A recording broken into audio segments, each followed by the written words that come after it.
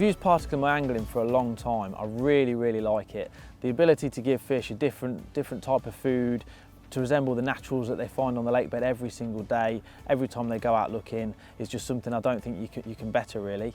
I really like to fish it accurately, again trying to resemble the natural food that's on the lake bed. For me, hemp is a great addition, and a lot of the monster particle mixes all contain hemp. The reason why I prefer the hemp is it's heavy, it sinks to the bottom really well, and it imitates things like snails and other little beetles and things that the fish are going to find around when they're looking for food. You can fish it in weed, you can fish it on a clear spot. There really is no disadvantage to it. If you're putting it into weed, then you're going to clear yourself a spot, and if you're putting it onto a clear spot, you're creating a really nice food area. As I say, I like to fish it really tight. I like 3 rods on one spot when I can. Get the fish grubbing around, get them looking for the food.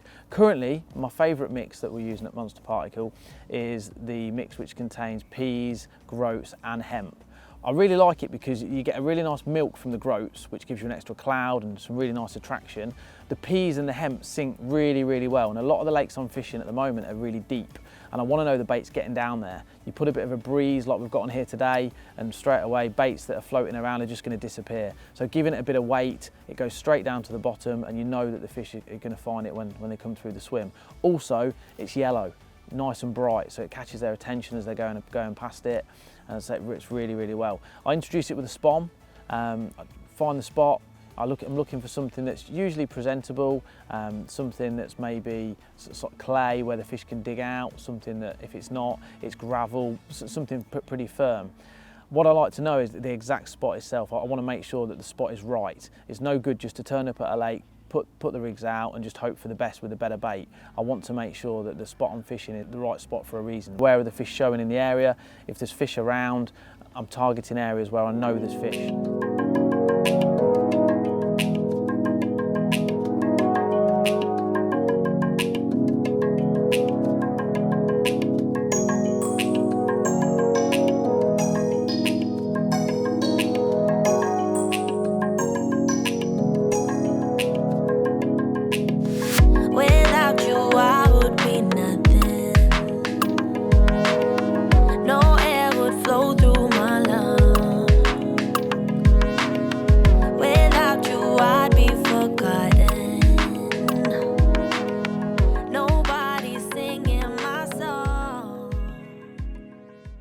Due to the limited time that I'm on the bank, I need to make sure that where I'm putting the bait is the right place.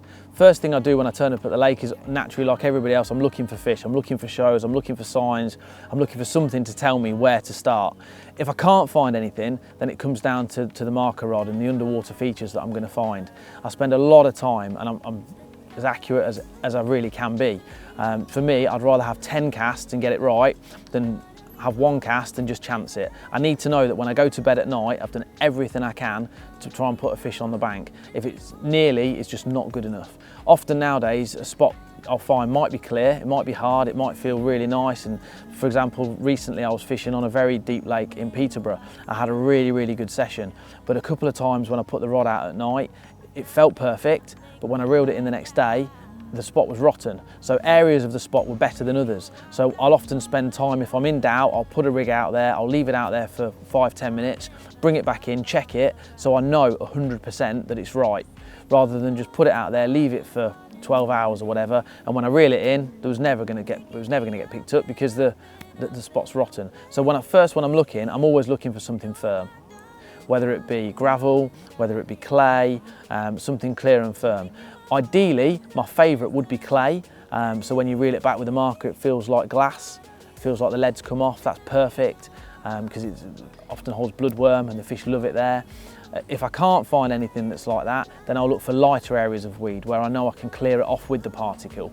I'm also looking at patrol routes and where I know there's fish been in the area before. So if I know there's a certain corner of the lake, for example where we are today, the fish hold up in this corner quite a bit. So where we're fishing is just out from there. I know when they come out at night to feed, we're right there in the way.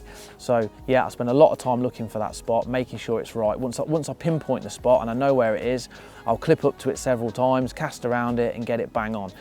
I don't think you really spook the fish that much. It's just like when you're baiting up, they come back, they're inquisitive creatures, they go away, they come back, see what's going on, and when they come back, there's a nice meal waiting for them. I wanna be strong, I wanna be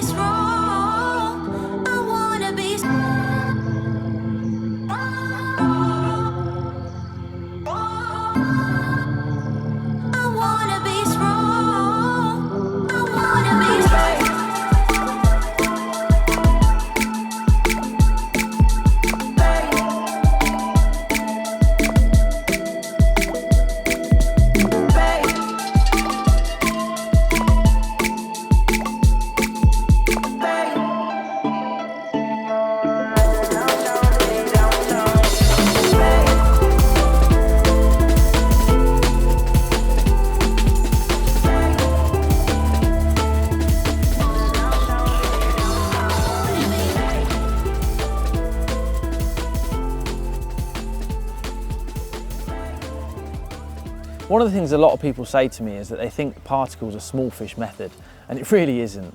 I've had some brilliant successes over the years using particle, and it's often the bigger residents in the lake that tend to trip up. First of all, probably when I first started using it to most of its ability was on the Bedfordshire clay pit, really deep pit in the heart of Bedfordshire, and I had sessions on there where it wasn't uncommon to have 2, 3, 4 30-pounders in a night. Once you got them feeding on a spot, they just kept coming back. I took that success onto other venues, including the one we're on today, and it's just always been something that's been in my armoury. On here particularly, I've had no less than 4 UK 40-pounders, which particles played a part in all of them. I've had a stunning mirror, which I had very, very early on in the year, actually February, freezing cold. That was a mirror of £41.5, a fish called Chester, really, really pale, and certainly made the session for me that time. I've had an absolute belter by the name of Sandy, which was 42.5. That's a fish that came from this particular swim we're in now. That was April, the start of last year. I had a 40-pound common only a week later, which is one of the nicest commons I've ever caught. And again, particle played a part in all of them. I genuinely think that they see it as a natural food source and they just keep coming back. And once you get them feeding, you can have multiple hits. Someone like myself that's not blessed with time, I turn up like we've done this week, I turn up after work on a Monday, I don't get here till 7:30, 8 o'clock. I managed to fish the night. I then managed to do the following day, and although I do get the next night, I have to pack up at bite time the next day. So I'm just not blessed with time, and by putting all 3 rods on one spot, really putting the bait in heavy, loads of particle, loads of other little bits and pieces, I get the fish grubbing, and you may not catch every time, but when you do, you usually catch more than one. It's always worked for me, and it's something I'll continue to do in my angling.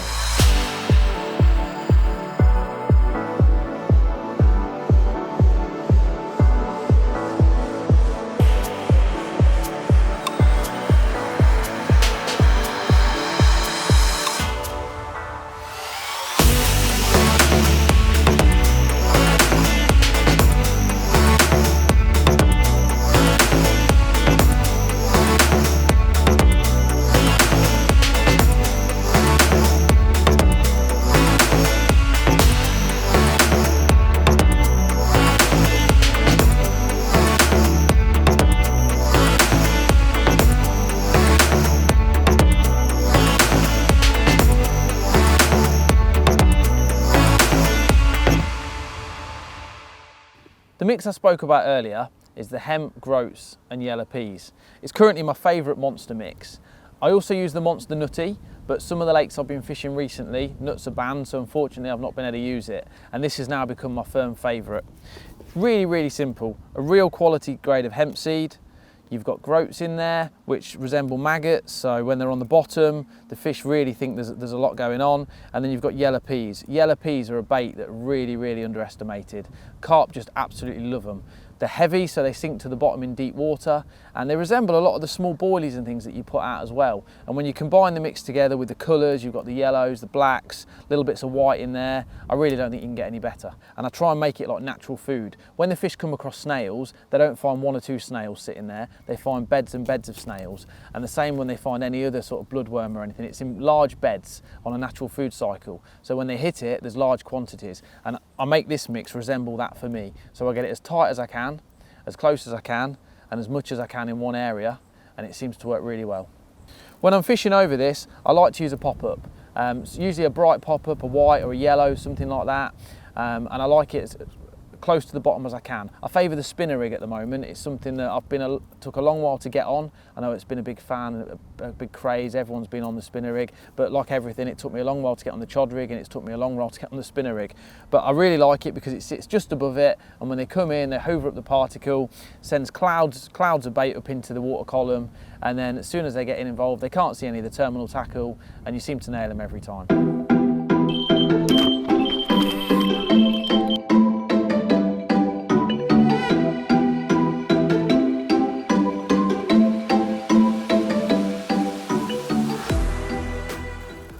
Okay, so we're about to sit down and talk about some of my previous successes on particle, and the left rod is just absolutely ripped off. I put this one out last night, just before dark, probably 30 spoms of the mix we've been talking about, which is the yellow peas, hemp and groats. Just a couple of boilies over the top as well. It's been out there all night, and then, as I say, it's just ripped off now, and we're in. So I put this out last night. It's a helicopter rig with a spinner, short rig. I tend to favour short rigs for particle fishing.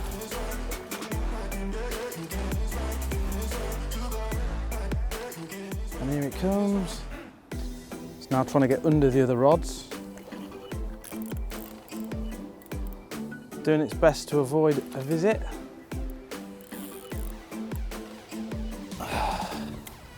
Probably one of the smallest fish in the lake.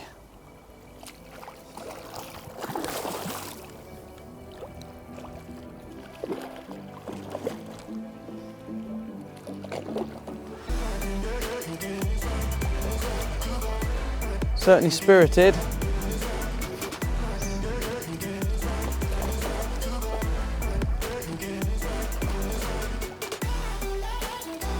He's in.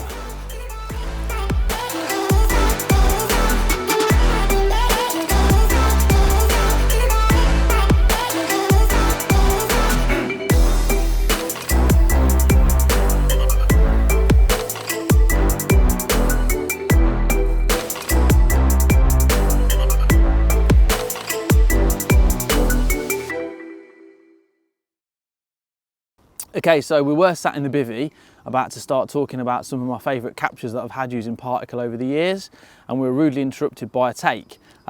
It's probably the smallest carp I've ever had from this venue. There's some stunning fish in here to well over 40 pound, but it's probably one of the most welcome because it gets us off to a great start with the filming. And it really gives you one to show you. I say it's really weedy out there at the moment, so it's a bit of a fighted weed battle, but here he is, one of the recent stockies. Lovely little common. So we're going to get him back, and then we're going to go through some of the captures I've had over the years using particle. Particle first came into my angling around, oh Christ, probably mid 2000s, I'd say, 2005, 2006, when I really decided to get on it. But it really became a big part of it when I joined the Bedfordshire clay pit in 2010. There was a lot of features there, so I was fishing 3 rods on a spot, really tight, and I was lucky enough to catch some of the biggest fish in the lake. There was some stunning carp in there, and as I said before, a lot of people think particle's a small fish method, and it really isn't. I had loads of big fish out of there. I was blessed to catch some really nice carp, including the biggest in the lake at the time, a fish known as Scarface. A particular session that springs to mind on there for me was when I banked 330s in the night, pouring down with rain, mid-October, kept the particle going in, and the bites just kept coming. After that, obviously time's gone by, I've gone back to it time and time again when I've got on a venue and I've struggled a little bit. I've always pulled out the particle, mixed approach, bit of boilie, bit of particle, keep the fish guessing, and it's always worked. The particular venue we're on now, I've had some great success on again, and particle's been one of the main things there as well. One particular session I recall was when I managed to get the same swim. There's a lot of etiquette on here, which is really nice. So I got in the same swim 3 weeks in a row. And although I was only doing my usual short time, sort of 24, 36 hours a week, I was able to get in the same swim and keep the bait going in. The session resulted in no less than 30 fish in 3 weeks, which culminated in a brilliant capture of a fish called Pat, which at the time was my UK PB of 42.14, but I also braced that with a stunning common, a fish known as Hearttail, which was 37 pounds, so just absolutely stunning. More recently, I've been on a different pit to where we are today, over in Peterborough, a really deep lake, and I was lucky enough to get a bit more time, rather than just my overnighters. I managed to take a few days off work. And during that session, I got a nice bed of bait out there, and I managed to land 2 40s, a 44 and a 45, 2 39s within the same day, and a stunning 23 pound linear. So really happy with it. Again, keeping the bait going in, keeping the fish guessing has been key to the success really. Over the years, I've changed the mix quite a bit. I started off with really just hemp like most people, just a little bit of hemp in the mix, bit of sweet corn maybe, and as time's gone on it's evolved slightly, and I found the use of other things like the yellow peas that I showed you earlier and the groats make a real difference. Just having a different approach to the way you're doing it is brilliant, because the groats create a really nice cloud. which means you've got attraction there and it comes up off the bottom. The fish can see it from a long way away. The hemp sits on the bottom, stays there, and it will remain until the fish there, until fish start feeding on it. And the yellow peas are just something a bit different. Not a lot of people are using them. Again, when the fish are swimming over the top, they can see it, and it's very visual to them. It fits in with the rest of the baiting approach, and like I said before, it's all very heavy. I like it to sink. I have used mixes in the past that have been very flaky, lots of little bits in them, but I tend to find, like where we are today, it's always windy. I fish in a lot of valleys and it's really windy, and as soon as that spom hits the surface, you tend to find before it starts to sink, it starts to drift. And I want to know that the bait's on the spot. I want them focused on one area and not drifting all around the swim. So last night we turned up. I hadn't fished out to the left of the swim before. Some reeds have been cut down, so it's made it possible to do so. I flicked about with a marker, probably about 10 or 11 casts, managed to find a very, very small area, which was clearer. It's not clear, but it's a lot clearer than the rest of it amongst a weed bed. Popped the float out, managed to find a tiny, tiny, tiny knock of gravel, popped the float up, got the rig right bang on it, and then put 15, 20 spoms over the top. To start with, and then I topped it up just before dark with another 10, so probably 30 spoms in total. Again, hemp, groats, and the yellow peas over the top. Couple of boilies just because it matches the hook bait I'm using, which is a small white, wicked white pop-up. Little tiny Ronnie rig, fished on a leg core leader, so it's nice and flexible. The beads slid up, so I'm sitting on top of everything, and throughout the day I've watched the fish come in, the odd fish show here and there. Like a lot of times when I'm fishing particle, you tend to find the fish you see show over the bait is the fish you catch, which stands to reason, but it always seems to be, if you see a couple of fish and you can identify which ones they are, it's not uncommon to be holding that fish for the camera shortly after, and that's what happened today. I saw the small common show, commented it might be a small common or a tench or something. We then sat down about to film, rod rips off, and there he is, the small common. We could have easily caught the biggest fish in the lake, but it just so happens today we probably caught the smallest fish in the lake.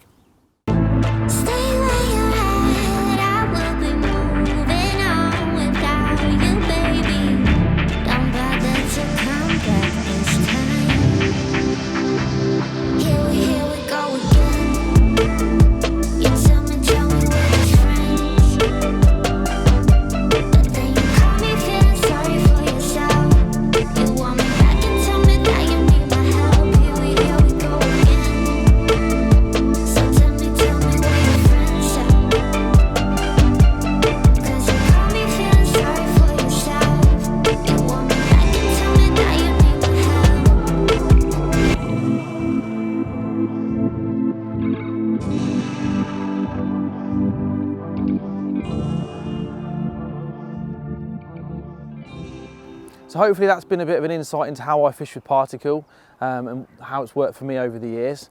We'd planned this session for a little while to get out with the cameraman and show you guys what I've been up to. Last session I was lucky enough to catch 2 45s and 2 39s, as well as a lovely little 23.